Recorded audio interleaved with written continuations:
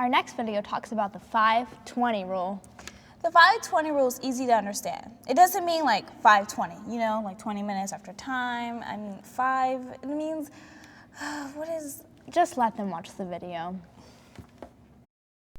Nutrition is all about balance. And to help us achieve balance in our eating habits, someone's come up with something we like to refer to as the 5-20 rule. Ever heard of it? It sounds just about as complicated as a mathematical equation, but let's see if anybody here on the street can help us out. Excuse me, sir. What's the 5-20 rule? I don't know what the 5-20 rule is, actually. I've never heard of it.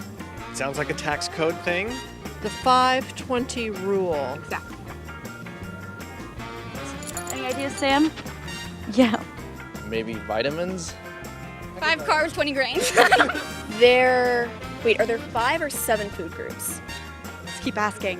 The 5-20 rule? Is it local or federal?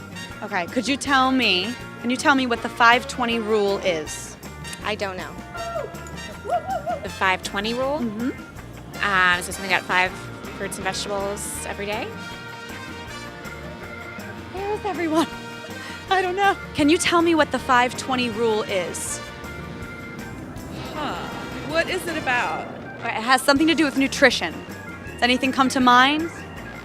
The 5-20. I have no idea. I mean, I think I've heard of it, but... We're still confused here. It's very complicated. We need some help.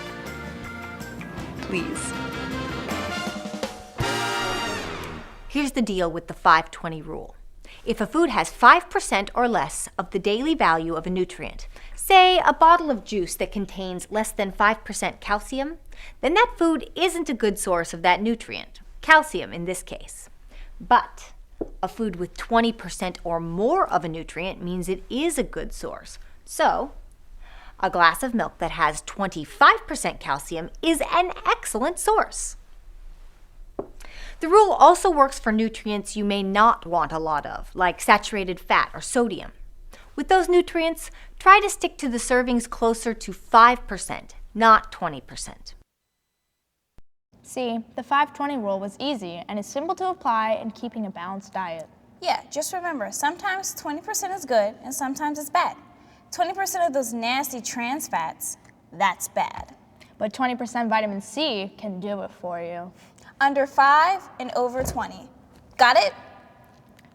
Peace out.